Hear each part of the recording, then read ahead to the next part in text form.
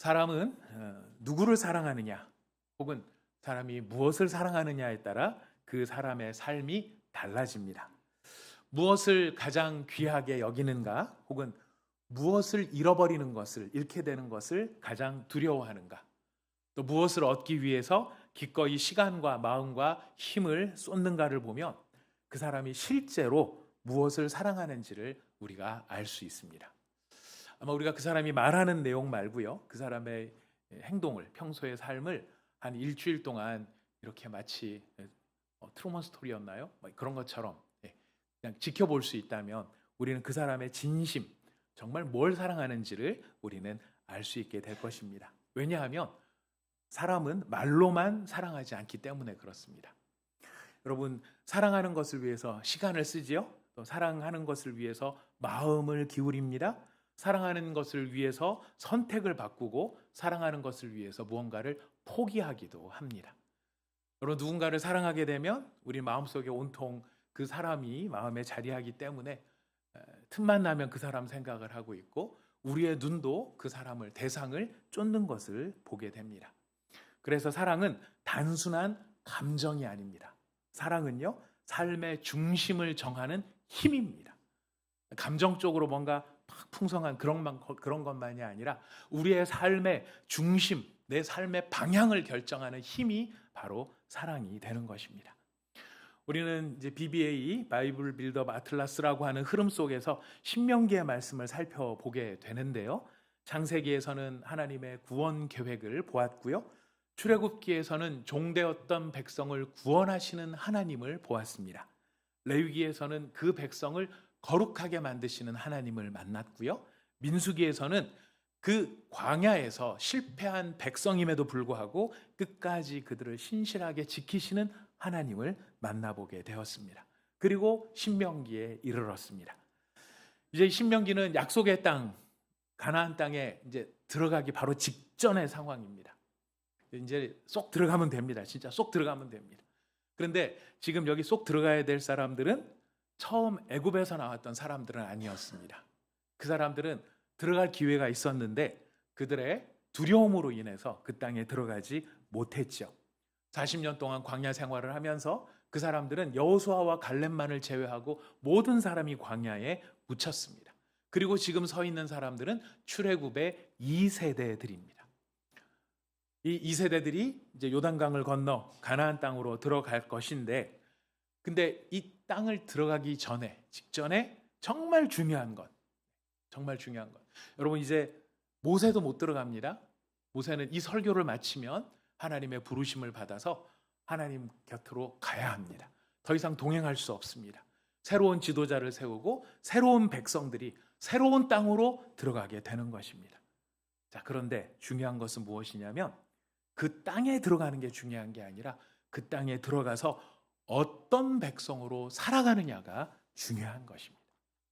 하나님의 관심은 이스라엘 백성들을 가나안 땅으로 들여보내는 것, 굉장히 중요한 일입니다만은 가나안 땅에 들여보는 것 자체가 하나님의 목적이 아니라 그 땅에 들어갈 사람들이 어떤 사람이 될 것이냐, 하나님의 주된 관심은 바로 거기에 있었던 것이죠. 그래서 애굽에서 나오는 것도 중요하지만 애굽의 사고방식에서 나오는 것이 더 중요합니다. 몸이 애굽에서 나오는 것도 중요하지만 그들의 영혼과 정신이 애굽의 사고방식에서 빠져나오는 것은 더 중요한 것입니다. 광야를 지나 가나안으로 들어가는 것 중요하지만 왜 지금 이 엄중한 상황에서 하나님이 모세를 통해서 이렇게 얘기를 하시는가? 바로 가나안 땅의 문화, 가나안 땅을 지배하고 있는 정신, 거기에 물들지 않도록 하기 위해서 지금 모세를 통해 하나님은 그들을 권면하고 계시고 그들을 일깨우고 계시는 것입니다. 이 신명기에서 이야기하려고 하는 가장 중요한 주제, 하나님의 백성이 가나안 땅에만 들어가는 게 중요한 게 아니라 그 땅에 들어가서 하나님의 백성답게 하나님이 기뻐하시는 백성으로 설 수 있도록 하게 하는 것, 이것이 더욱 중요한 것이기에 오늘 본문을 우리에게 들려주고 계십니다. 이스라엘 백성이 들었던 것이고요, 우리도 들어야 하는 이야기입니다. 뭐라고 이야기하십니까? 이스라엘아 들으라, 우리 하나님 여호와는 오직 유일한 여호와이시니 너는 마음을 다하고 힘을 다하고 뜻을 다하여 내 하나님 여호와를 사랑하라 라고 이야기합니다. 가나안 땅에 들어가기 전에 하나님이 요구하시는 것은 사랑하라라는 것이죠. 이 말씀은 신명기 전체에 마치 심장과도 같고 엔진과도 같습니다. 코어와도 같습니다. 하나님께서 구원하신 백성이 이제 어떤 사람으로 살아가야 할 것인가, 이거를 보여주는 장면이 바로 이 말씀인 것이죠. 하나님이 사랑하는 백성이라면, 하나님의 구원받은 백성이라면 무엇을 중요하게 여기면서 살아가야 할 것인지 우리에게 알려주십니다. 우리 다 같이 4절 말씀을 다시 한번 읽어보도록 하겠습니다. 아까 제가 읽었습니다만 우리 소리내서 같이 읽어보겠습니다. 시작. 이스라엘아 들으라, 여호와는 오직 유일한 여호와이시니. 이스라엘아 들으라. 아마 우리가 히브리어를 직접 배운 적은 없어도 샬롬과 더불어서 이 히브리 말은 많이 들어보셨을 것이라고 생각합니다. 쉐마 이스라엘이라는 말입니다. 이스라엘아 들으라. 우리는 주어가 나오고 동사가 뒤에 나와서 이스라엘아 들으라 돼 있지만 히브리어는 동사가 먼저 나옵니다. 그만큼 중요한 것이죠. 쉐마 이스라엘, 들으라 이스라엘아, 이렇게 이야기합니다. 자, 그렇다면 듣는다, 뭘 듣는다, 뭘 들어야 한다는 것일까요? 여기서 듣는다는 말은 단순히 우리의 몸에 붙어 있는 이 듣는 기관인 귀를 통해서 어떤 소리를 듣는, 들리냐 안 들리냐 이렇게 청력 검사를 하는 것과는 좀 다른 것이죠. 여러분들의 배우자는 여러분의 말씀을 잘 듣습니까? 할렐루야, 감사합니다. 몇 년 사셔서 네. 자, 여러분들의 자녀는 여러분 말 잘 듣습니까? 아멘, 감사합니다. 참 복된 가정이고 복된 자녀를 두신 것 같습니다. 근데 많은 분들이 사실 좀 답답해하고 힘들어하는 게 뭐냐면은 도대체 내 배우자는 내 말을 안 들어, 이렇게 또 염려가 있고 힘듦이 있고, 또 우리 부모님들은 아유, 내 자녀들은 정말 내 말을 안 듣는 것 같아, 진짜 말 안 들어, 이렇게 얘기합니다. 근데 자녀들이나 또 말 안 듣는다고 하는 배우자 입장에서 물어보면은요, 웬걸요, 전 잘 듣는데요. 네. 뭘 얘기하면 전 귀 쫑긋하게 세우고 다 듣습니다. 자녀들도 그래요. 부모님이 무슨 말씀하시면 저 다 들어요, 듣고 있어요, 이렇게 얘기합니다. 그런데 왜 자녀들과 배우자는 듣고 있다고 얘기하는데 또 다른 배우자와 부모님들은 안 듣는다고 이야기할까요? 서로 종류가 다른 거죠.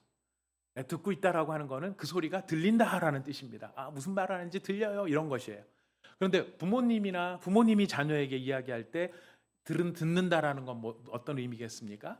그냥 단순히 소리를 듣고 있는 게 아니라 내가 말하려는 의도를 알고 그 의도대로 행동해 주기를 바라는 거죠. 그러면 내 아들, 딸들이 내 말을 듣고 있구나, 이렇게 생각을 하는데, 얘가 고개는 연신 끄덕여 알았어 하는데 복창이는 터져요. 오히려 응 하는데 나 듣고 있어 하는데 막 갑자기 부여가 올라옵니다. 그거는 소리는 듣고 있지만 뭐를 듣고 있지 않아요? 내 마음을 듣고 있지 않는. 하나님께서 쉐마 이스라엘, 들으라 이스라엘아, 이렇게 얘기할 때는 그냥 물리적인 소리로 하나님이 무슨 이야기를 하는지 그거를 듣고 있어라, 이런 뜻이 아니라 바로 후자와 같이 마음을, 그의 중심에서 하나님이 무슨 의도로 이런 말씀을 하시고 내가 어떻게 이것을 지켜야 할 것인가, 이렇게 순종하려는 마음으로 열심히 귀를 쫑긋 세워서 마음에 새기는 것, 바로 이것이 들으라 이스라엘, 이스라엘아 들을지어다 쉐마, 이렇게 이야기를 하는 것입니다. 그럼 그들이 들어야 할 가장 중요한 핵심적인 말씀은 무엇일까요? 우리 하나님 여호와는 오직 유일하신 여호와이시다. 하나님은 오직 한 분뿐이신 하나님이시다. 우리 하나님은 only one이라는 거예요. only one, 오직 한 분뿐이시다. 여러분, 이걸 왜 강조를 하는 걸까요? 이스라엘 백성들은 이제 곧 가나안 땅에 들어가게 됐습니다. 근데 이 땅에는 이미 아무것도 없는 무인지경에 들어가는 게 아닙니다. 아무도 살지 않는 그런 땅에 들어가서 이제 나무 베서 집 짓고 뭐 삶의 터전을 일구고 뭐 논밭을 만들고 이렇게 살아가는 게 아닙니다. 그 땅은 이미 사람이 살고 있는 땅이에요. 그 땅에는 사람이 살기 때문에 그 사람들이 만들어 놓은 문화가 그 땅을 지배하고 있습니다. 그 문화의 정점에, 핵심에는 신의식이 있습니다. 신에 대한 의식이 있습니다. 절대자에 대한 의식이 있습니다. 그들의 삶에 의미를 부여하고 사는 것도 죽는 것도 내가 당하는 좋은 일도 나쁜 일도 모든 것에 의미를 부여해 줄 수 있는 각각의 신들이 그 안에 살고 있었다라는 것이죠. 신이 진짜 살고 있는 게 아니라 그들이 그런 신들을 모시고 있었다는 거죠. 농사에 풍요를 주는 바알신, 다산과 생산을 책임지고 있는 아세라신, 각 지역을 돌보고 있는 각 지역 사람들이 섬기고 있는 몰렉이나 여러분 다양한 신들이 이미 그 땅에 있었던 것이죠.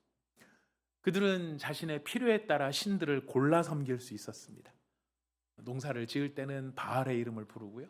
내가 뭔가 부자가 되고 싶으면은 아세라를 부르는 것입니다. 그 밖에도 이런 기도 제목이 있을 때는 저 신을 붙잡고 내가 저런 게 필요할 때는 저 신 앞에 가면 되는 것입니다. 하나님은 그들을 정복하고 그들의 문화를 직면해야 될 이스라엘 사람들에게 지금 이야기하시는 것입니다. 너희는 그렇게 살면 안 된다. 너희는 그렇게 살아서는 안 된다. 너희에게 여러 신이 있는 게 아니라 너희에게는 오직 한 분, 나 하나님 여호와만이 너희의 유일한 신이다. 그리고 그 유일한 신이라는 것은 그 여러 신들이 있지만 그 신들 중에 내가 하나가 있는 게 아니라 one of them으로 내가 있는 게 아니라 애시당초 이 모든 세상의 유일한 창조주요 유일한 하나님은 바로 나다. 이것을 이야기를 해주시는 겁니다. 근데 여러분, 하나님이 유일하신 하나님으로 자기 자신을 알려주시는 것은 무슨 교리로 알려주시는 게 아니에요. 하나님은 삼위일체 하나님, 성부, 성자, 성령으로 되어 있는 그 삼위일체 하나님만이 유일한 신이셔라는 신학적인 정보를 주는 게 아닙니다. 유일하다라는 말 속에는 뭐가 포함이 되는 걸까요? 정말 하나님만이 유일한 하나님이라면 이스라엘 백성들이 마음으로 집중해야 될 것은 누구밖에 없다는 것입니까? 하나님밖에 없다는 거예요. 신이 여러 개가 있으면 마음이 나뉘겠죠. 이 신, 저 신. 한 사람이 여러 사람을 사랑한다면 마음이 하나일까요? 나뉘어질까요? 모른 척 하지 마시고 문어발 여러분, 옛날에 이렇게 연애들 해보시지 않았습니까? 이 사람 저 사람 이렇게 생각해보면 마음이 나눠지지 않습니까? 하지만 남편이 되고 아내가 된다는 건 뭡니까? 유일한 사람이라는 거예요. 내 모든 마음이 집중된다라는 것입니다. 그러니까 하나님께서 내가 유일한 하나님이다 라고 말하는 것은 너희들이 마음이 흩어져서는 안 되고 너희들의 마음이 오로지 하나로 집중해서 여호와 하나님만을 사랑해야 된다. 충성해야 된다. 이것을 이야기를 하시는 겁니다. 여러분, 이것은 가나안 땅에 들어갈 이스라엘 백성들 그들만 들어야 되는 이야기가 아니고요. 오늘 우리도 얼마든지 사실은 들어야 돼. 계속해서 들어야 될 말씀입니다. 왜냐하면 우리도 하나님을 믿는다라고 말하지만 우리의 마음이 여러 갈래로 나뉘어질 수 있기 때문에 그래요. 입술로는 하나님이 나의 주님이십니다 라고 고백하지만 여러분, 실제로는 내가 가진 소유가 내 진짜 안전을 지켜주는 힘이죠. 이렇게 생각할 수도 있고요. 하나님께서 내 삶을 인도하십니다 라고 고백하지만 그러나 진짜로 내 마음이 끌리는 것은 사람들의 인정과 평가가 될 수 있습니다. 사람들이 나를 인정해주면 행복하고 사람들이 다른 사람을 인정해주는 걸 보면 내 마음이 틀어지고 나는 하나님이 나를 인도하신다고 생각하지만 진짜로 내가 만족을 느끼는 것은 사람들의 평가가 되는 것이죠. 하나님의 뜻을 구한다 이렇게 이야기하면서도 막상 선택을 해야 될 때는 내 계산을 따라 어떤 게 이익이고 어떤 게 손해일까, 이게 최종적인 권위를 가지게 됩니다. 여러분, 이런 삶을 살았던 대표적인 사람이 누구인지 기억나십니까? 전데요. 이거 저보다 훨씬 앞서 이런 삶을 살았던 사람이 있습니다. 사울 왕이었습니다. 사울은 하나님을 부정한 사람이 아닙니다. 사울은 하나님을 안 믿었던 사람이 아닙니다. 사울은 하나님을 인정하고 하나님께 제사도 드리고 그의 말을 들어보면은요, 정말 그가 하나님을 신경 쓰고 하나님께 마치 의지하는 사람인 것처럼 느껴져요.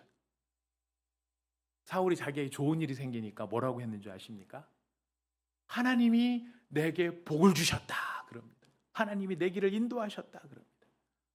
근데 실제로는 어땠어요? 하나님이 나의 주인이십니다 라고 했지만 실제로는 그는 양과 소에 훨씬 더 많은 관심을 가지고 있었던 사람입니다. 사울은 하나님이 내 삶을 인도하십니다 말하면서도 정말 그의 마음에 집중해서 마음을 들이면서 들었던 건 뭐냐면 사람들의 평가였어요. 이스라엘 백성, 하나님은 아말렉의 모든 양과 소떼들을 다 쳐서 진멸하라 그랬는데 사울은 양과 소를 좋은 것들을 살려놨어요. 왜 살려놨죠? 사람들이 원했기 때문이에요. 저거 너무 아깝지 않습니까? 저거 좀 남겨서 우리 좀 나눠 가지면 안 됩니까? 사람들이 막 그러니까 사울은 하나님의 말씀에 순종하기보다 내가 이렇게 하면 사람들이 날 좋아하겠구나. 사울의 평생은 사람들한테 인정받기를 원하는 삶이었거든요. 그 삶을 사울은 따라갑니다. 저는 하나님의 뜻을 따라가겠습니다 라고 해놓고 결정적인 순간 사울은 자기의 계획대로 나갑니다. 그리고 이것이 우상숭배하는 자의 모습이에요. 유일하신 하나님을 믿는 게 아니라 그 마음이 갈라져 있는 사람의 모습이에요. 여러분, 얼마든지 사실 우리도 이런 위험 속에 빠져들 수 있죠. 그래서 하나님은 말씀하시는 겁니다. 들어라. 너를 만든 사람도 나고 너를 구원한 이도 나고 너의 생명을 붙들고 있는 것도 나다. 나는 여러 신들 중에 하나가 아니고 나는 너의 하나님 유일한 여호와이니라. 사랑하는 여러분, 우리의 믿음은 여기에서 출발합니다. 우리의 믿음은요, 오직 하나님만이 유일하신 하나님이라는 사실을 인정하고 믿고 깨닫고 선포하는 것으로부터 시작되는 것입니다. 여러분, 이 고백이 있을 때, 이 믿음이 있을 때 그 다음 이야기가 성립이 될 수 있습니다. 우리 5절 말씀 읽어보겠습니다. 5절입니다. 시작. 너는 마음을 다하고 뜻을 다하고 힘을 다하여 내 하나님 여호와를 사랑하라. 그분이 유일하신 하나님이니까 그 하나님을 향한 태도가 어떠해야 되는가? 마음을 다하고 뜻을 다하고 힘을 다하여 사랑하게, 집중하게 된다라는 것입니다. 여러분, 마음이 나뉘어져 있으면 부분적이 돼요. 마음이 전체 가운데 부분이 되는 겁니다.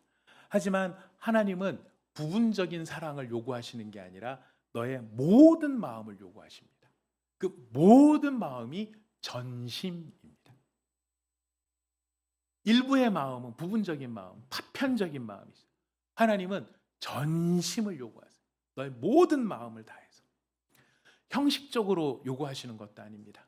하나님, 제가 하나님을 사랑합니다 라고 하는 것을 노래하고 암송하고 하면서 형식적으로 원하는 것이 아니라 그것이 그 마음에 꽉 차 있는 내용으로서 꽉 차 있는 이것을 진심이라고 합니다. 하나님은 온전한 전체로서의 전심과 형식적인 표현이 아니라 내용까지 진심을 담아 우리에게 요구하십니다. 너는 나를 사랑하라. 너는 나를 사랑하라.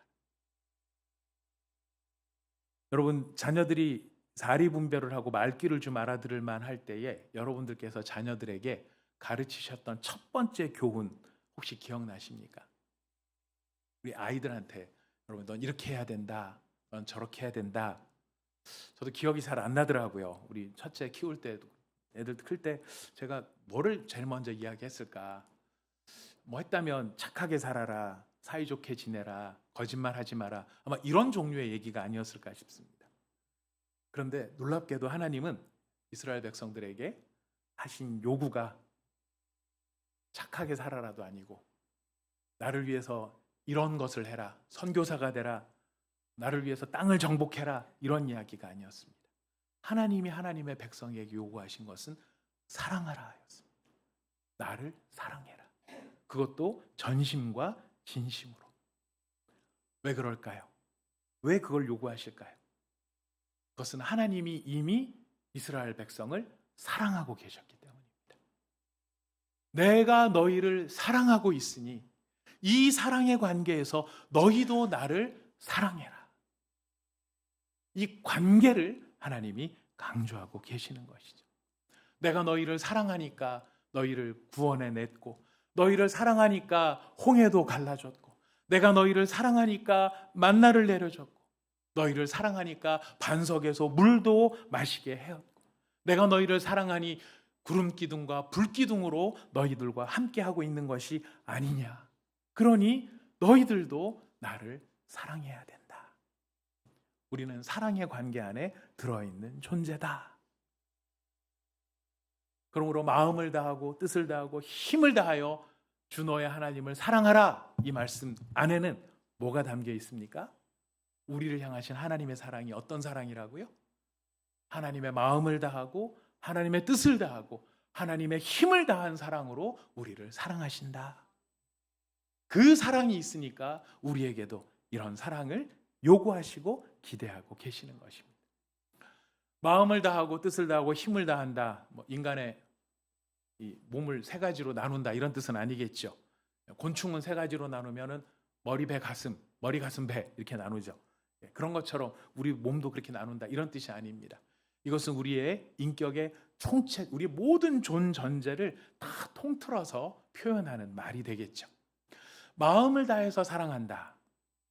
성경은 이 마음을 감정을 뜻하는 단어로 쓰고 있지 않습니다. 마음이라고 번역된 단어는요, 생각과 판단과 의지를 다 합한 중심, 그게 마음이에요.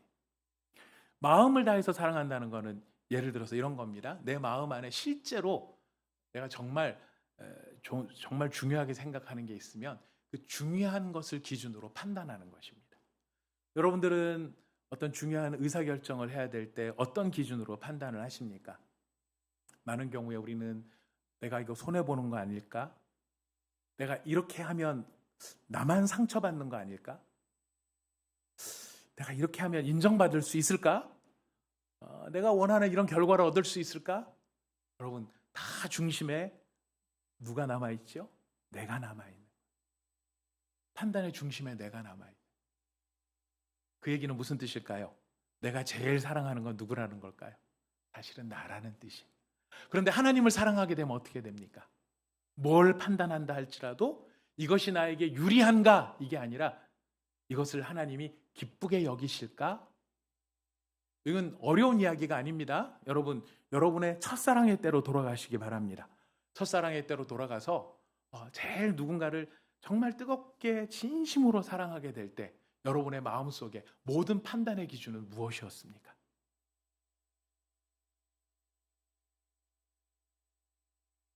여러분들은 인생을 불행하게 사신 분들이시군요. 한 번도 사랑을 못 해보시고 여기까지 오신 그렇진 않으실 겁니다. 정말 누군가를 사랑하게 될 때 나는 뭘 하나를 판단하더라도 오늘 짜장면을 먹을까 스파게티를 먹을까, 내가 먹고 싶은 게 짜장면이라 할지라도 우리는 뭐를 판단합니까? 네, 내가 좋아하는 그 사람이 뭘 원할까? 왜? 그 사람을 기쁘게 해주고 싶거든. 그 사람을 기쁘게 여기고 싶어 하는 겁니다. 마찬가지입니다. 하나님이 말씀하시는 게 다른 것이 아니라 너희가 정말로 나를 사랑해서 나를 기쁘게 하려는 그런 마음들, 이런 마음을 갖는 존재로 하나님을 받아들이기를 원하고 하나님을 대하기를 원하신다라는 것이죠. 여러분, 누구를 기쁘시게 해드리고 싶습니까? 지금 여러분은 누구를 기쁘게 하면서 살고 계십니까? 할렐루야, 아멘. 나 기분 나빠. 나 기분 나빠. 이렇게 하면서 나를 중심으로 사는 게 아니라 하나님, 혹시 제가 기분 나쁘게 해드리지 않았나요? 이것이 우리의 마음에 진지한 질문이 될 수 있는, 그것이 마음을 다한 사랑이다라는 것입니다. 여러분, 저는 이 하나님께서 우리한테 마음을 다하고 뜻을 다하고 힘을 다하여 주 너의 하나님을 사랑하라 그랬을 때 어떻게 처음에 들었을 때 좀 갑갑했어요. 이게 무슨 노예도 아니고 하나님이 사랑에 목말라서 이게 무슨 쥐어짜는 사람 존재인가 이런 생각이 들었는데, 어느 순간 저도 저의 경험을 통해서 이 말이 갖는 너무나 풍성한 의미를 깨달은 적이 있었습니다. 요즘 저희가 이제 청년대학부도 제자훈련을 시작을 해서 엊그제 저희가 기도에 대한 이야기를 하다가 서로 은혜 받은 이야기, 기도 응답 받은 이야기들을 나눠본 적이 있었습니다. 그걸 나누다가 저도 예전에 정말 하나님께서 저에게 하나님의 마음을 느끼게 해주셨던 그 풍성한 그 행복한 순간이 기억이 나더라고요. 대학을 졸업하고 신대원 가기 전에 그 사이에서 있었던 일인데, 제가 아는 친구들하고 바닷가를 가게 됐습니다. 그 바닷가에서 그 친구들은 이제 먼저 낮 시간인데 뭐 밤새 놀고 뭐 그래가지고 걔네들은 자고, 저는 이제 제가 좋아하는 찬양을 귀에다가 이어폰을 꽂고 혼자서 바닷가를 거닐었습니다. 서해안 바닷가인데요, 아주 모래톱도 너무 곱고요. 물도 무슨 호수 같아요. 바다 같지 않고 호수 같았어요. 철렁철렁 잊히는 게 아니고 그냥 호수에 물결이 밀려오듯이. 그리고 한 3, 4시쯤 됐는데도 태양이 걸려있는 모습이 아주 뜨겁고 따갑고 이런 태양이 아니라 마치 뭐 안개 속에 이렇게 태양이 있는 것처럼 아주 몽환적인 느낌이었습니다. 그러면서 여러분들 그러실 때 있지 않으십니까? 이 길을 걸으면서 기도할 때, 하나님 지금 어떠십니까? 어떠십니까? 하나님 이런 이야기들을 막 기도를 하는데, 그 모습을 보다가 제 마음이 너무 좋은 거예요. 정말 평안한 거예요. 그리고 그 모습이 너무 아름다운 거예요. 발끝에 다가오는 이 바다의 물결조차도 센 물결이 아니라 마치 쓰다듬는 것 같은 그런 느낌이고, 발가락 사이로 이렇게 빠져드는 모래 이 느낌도 질감도 너무나 평안하고 부드러운 거예요. 그래서 마음속에 와, 하나님 어떻게 이렇게 멋진 모습을 만드셨나요? 하나님 어떻게 근사하고 이렇게 평안하고 이렇게 아름다운 이런 환경을, 이런 광경을 만드셨나요? 참 주님 너무 멋지신 것 같아요. 이렇게 마음으로 기도를 하고 있는데, 여러분 어디 기도하다 보면 우리 하나님이 응답해 주실 때가 있잖아요. 무슨 소리가 막 들린다거나 이런 건 아니지만 우리의 마음에 깨달음이 있을 때가 있어요. 하나님 어떻게 이렇게 근사하고 이렇게 평안하고 마치 하나님하고 저하고만 있는 것 같은 그런 참 평안한 풍성한 느낌, 주님 어떻게 이런 걸 만드셨나요? 제 마음에 이런 깨달음이 있었습니다. 너 보여주려고.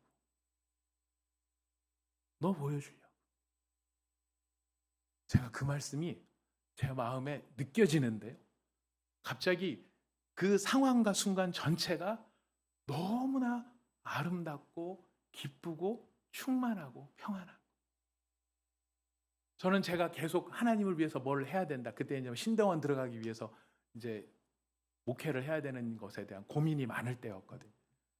꼭 신학교로 가야 되나, 목회를 해야 되나, 이런 부분부터 시작해서 고민이 아주 많을 때였어요. 그래서 내가 하나님을 위해서 뭘 해드려야 되나, 이런 생각을 많이 하고 있었는데, 오히려 그 순간에 하나님이 느끼게 해주시고 깨닫게 해주신 거는 너 보라고 만들었어.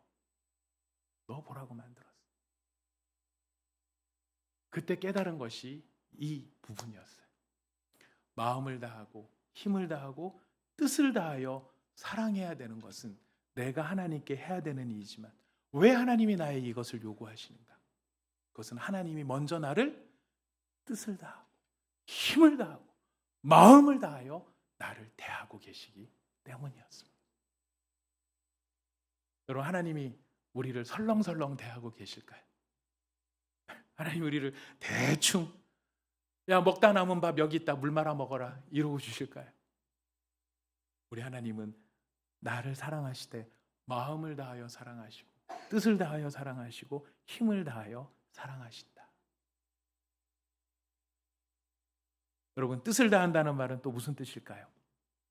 히브리어 표현의 뜻은 생명과 영혼, 자기 자신 전체, 이걸 뜻이라는 단어 안에 포함해 놓았습니다.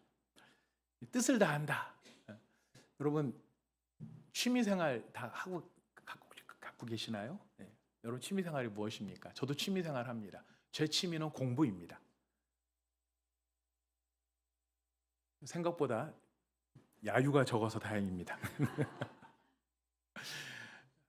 왜 제 취미생활이 공부냐면요, 여러분 취미생활은 맨날 하는 게 아니거든요. 취미생활은 가끔 하는 것입니다. 어쩌다 하는 것입니다. 여유가 있을 때 하는 것입니다. 이게 취미생활입니다. 근데 어떤 사람은 종교가 취미생활인 사람이 있어요. 하나님을 경외하는 것을 취미생활로 여기는 거예요. 시간 날 때, 틈 나면.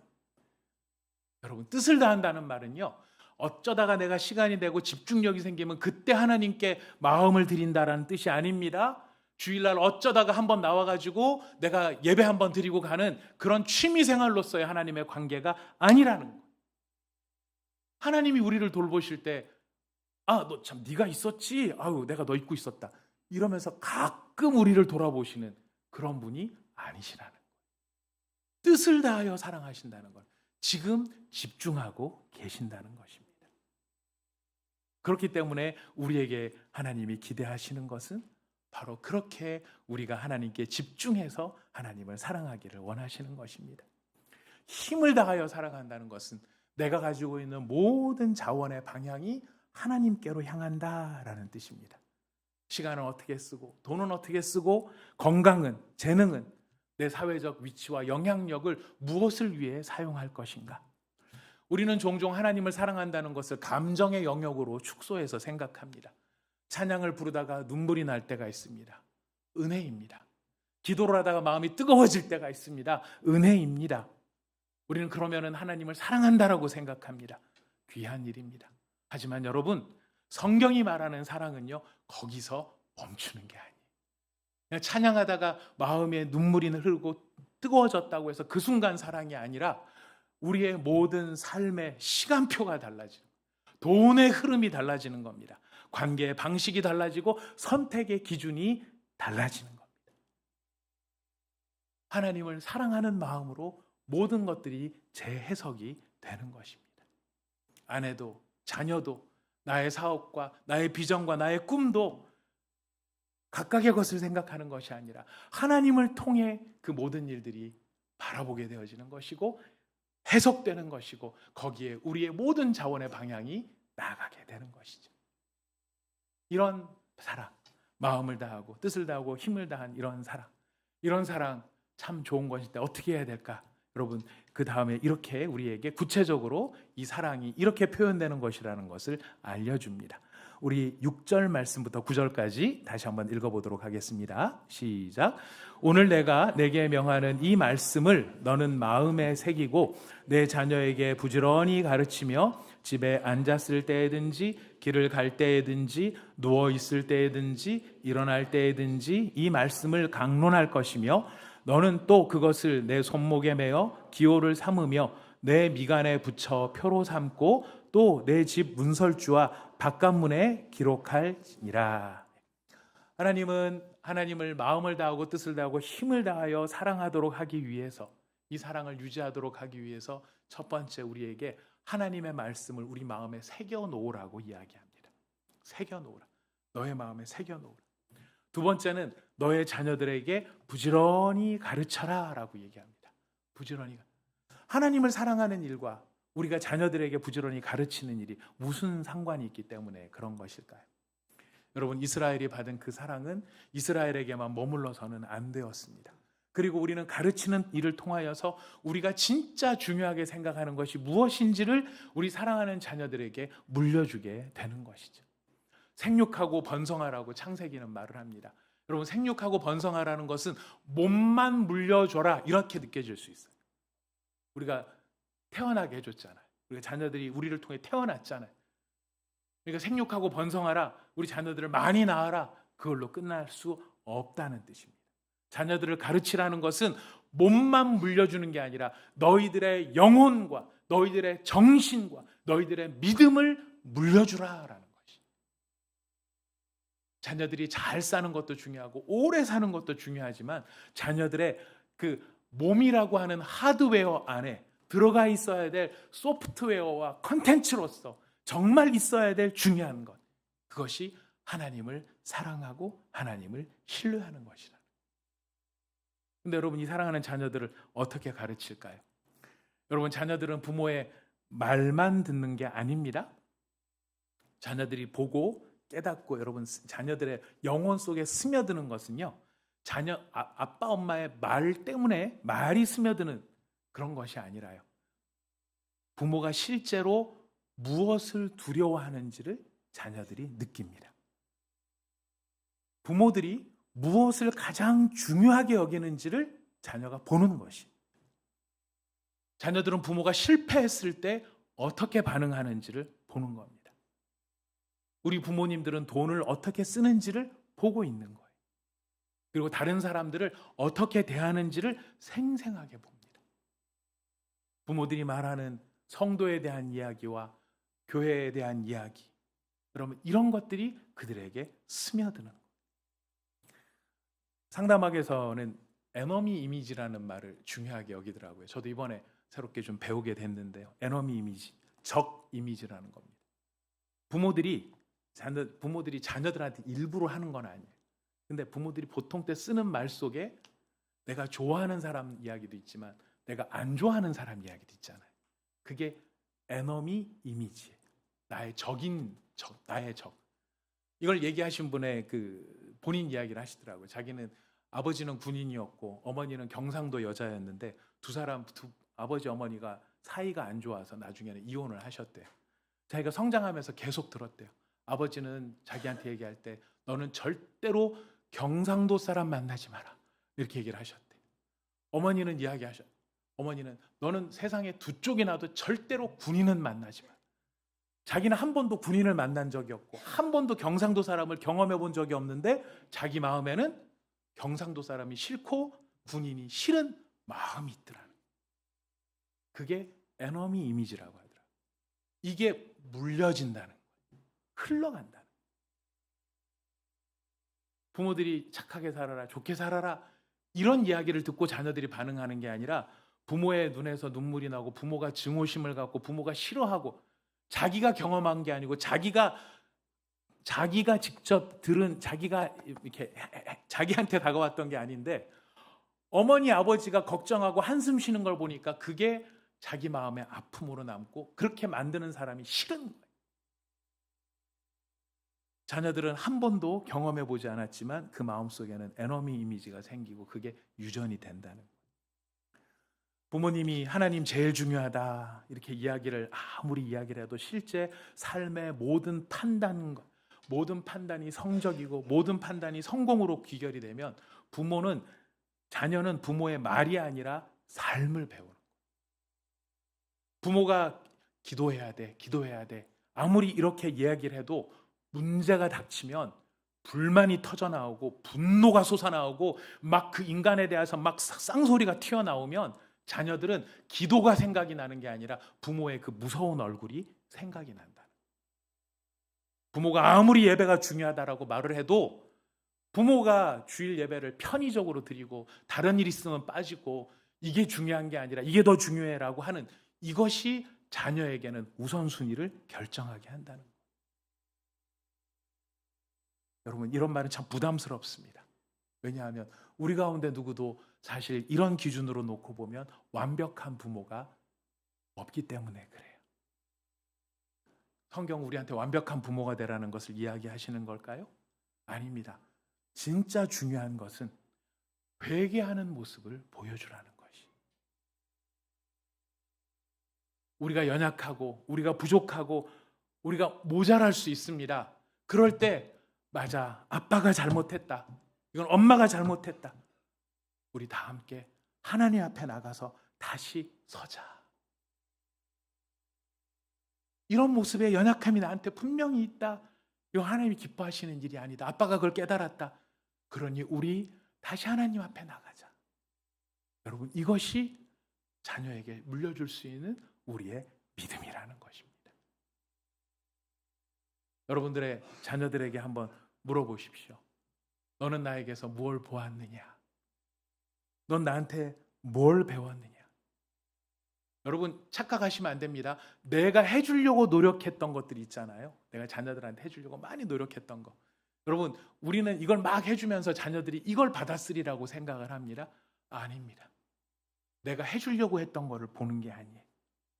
내가 상상도 못한 것을 보고 있고 내가 생각도 못했던 것을 담고 있을지 몰라요. 큰일 났네요. 어떻게 하면 좋을까요? 그래서 우리에게는 예수 그리스도를 믿는 믿음이 필요한 것입니다. 나는 모자라고, 나는 부족하고, 나의 최선이 내 자녀들의 최선이 될 수 없는 우리의 한계를 우리가 깨닫기 때문에 나의 부족함을 용서해 주시고 진심으로 나를 사랑하시고 내가 잊어버릴 때도 있지만 그런 나를 용납해 주시고 다시 품에 안으시는 주님의 품에서 우는 모습이 우리가 사랑하는 자녀들에게 보여주는 우리의 믿음의 실체가 될 수 있다는 것입니다. 우리에겐 주님이 필요합니다. 그리고 주님을 향한 사랑이 필요합니다. 마음을 다하고 뜻을 다하고 힘을 다하여 우리를 사랑하시는 하나님 아버지 앞에 사랑하는 여러분, 우리도 마음을 다하고 뜻을 다하고 힘을 다하여서 우리 하나님을 뜨겁게 사랑하는 저와 여러분이 꼭 되실 수 있기를 축복합니다.